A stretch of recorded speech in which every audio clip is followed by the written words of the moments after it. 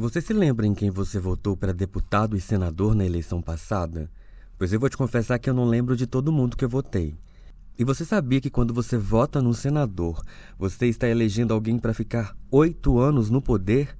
Essa eu sei, e vou te falar agora no episódio que vai desvendar as funções dos deputados e senadores.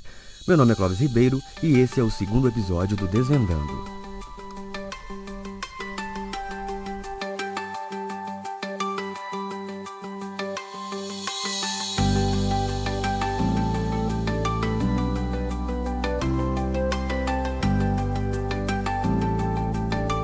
Esse episódio aqui faz parte de uma série sobre as eleições desse ano, então eu sugiro você dar uma olhada no canal e procurar pelo primeiro, que eu falo sobre a urna eletrônica. Outra coisa, pra gente seguir aqui eu queria te falar um pouco antes sobre o que são os 3 poderes, o executivo, o legislativo e o judiciário. O nosso sistema democrático é dividido em 3 esferas. Poder executivo, que é responsável por executar, colocar em prática as leis, o orçamento, os programas sociais, etc. Ele é representado pelo presidente do Brasil, ou governador do estado, o prefeito da sua cidade. Já o legislativo é aquele que faz as leis. É o poder responsável pelas mudanças nas regras do jogo ou criação de novas. São os senadores, os deputados federais, deputados estaduais ou os vereadores. Eles também são responsáveis pela fiscalização do executivo, para ver se eles estão fazendo tudo direitinho. O último deles é o judiciário, aquele que rege sobre as leis, que determina o que está certo ou errado a partir da legislação. Aqui a distribuição é bem grande, mas para te falar assim de uma forma bem simplificada, nós podemos citar os ministros do STF, os presidentes dos tribunais regionais, os TJs, ou o juiz de uma cidade ou de uma comarca menor. A gente vota para escolher só os líderes do poder executivo e legislativo. E hoje nós vamos falar desse último aí, mais precisamente de deputados e senadores, que é quem vamos escolher esse ano. Então vamos lá. Para começar, eu queria que você prestasse bastante atenção no cargo de senador. Esse aqui é aquele cargo que o eleito fica 8 anos no poder. E mais, quando você vota em alguém para ir para o Senado, você também está votando no suplente dele. É uma espécie de vice, que vai assumir o poder se nesse tempo o titular desistir, sair para ocupar outro cargo ou por algum outro motivo não puder terminar o mandato. O cargo de senador é como se fosse uma alta cúpula do Congresso Nacional. Mas, deixando claro aqui, o senador não tem mais poder do que um deputado federal.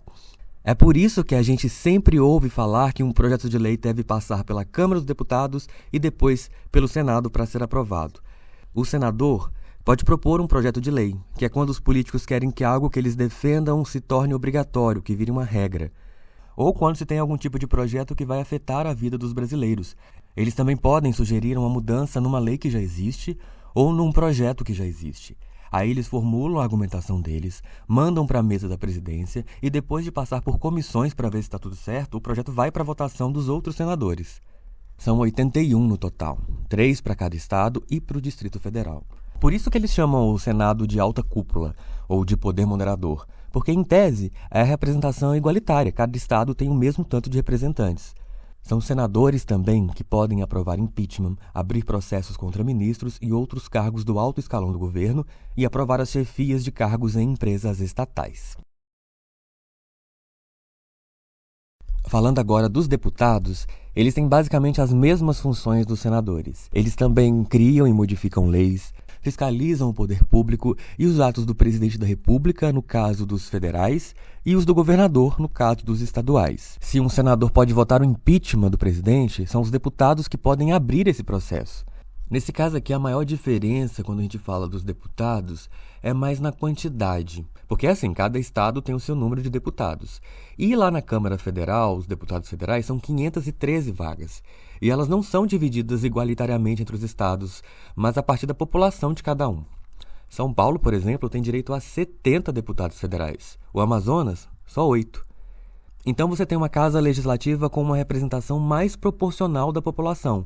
Mais gente, mais representante, que pode beneficiar a sua região com projetos de lei. Mas, por outro lado, tem o Senado com representação igualitária para equilibrar as coisas.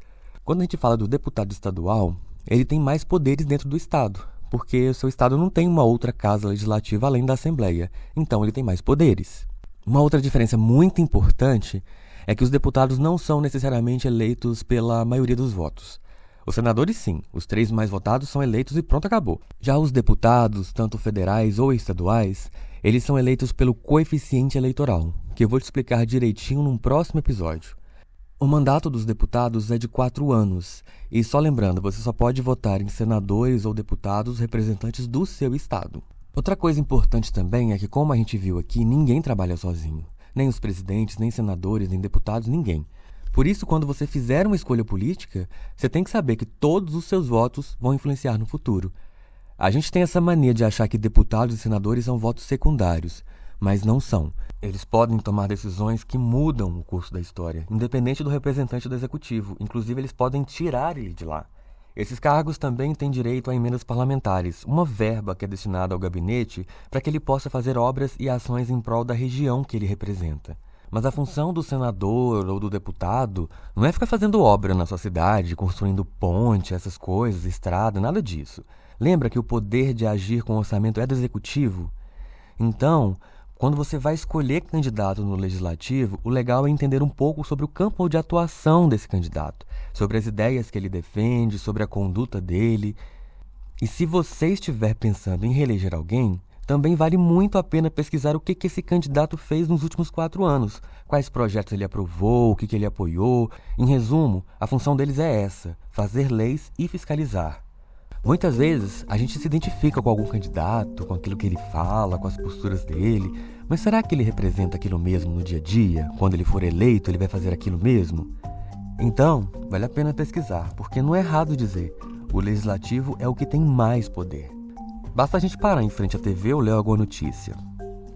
E não deixa mesmo de pesquisar não, porque se você tá achando aí que não vai fazer diferença nenhuma, o seu voto pode não eleger ninguém, mas a falta dele pode ajudar a eleger outra pessoa que não vai ser legal durante 4 anos. E vamos pensar assim, alguma atitude dessa pessoa, desse eleito nos 4 anos, pode impactar diretamente a sua vida. Então tira um tempo, dá uma olhada no seu candidato e vota consciente. Um grande abraço para você, os links que eu usei para fazer esse episódio estão na descrição. Até a próxima. Tchau!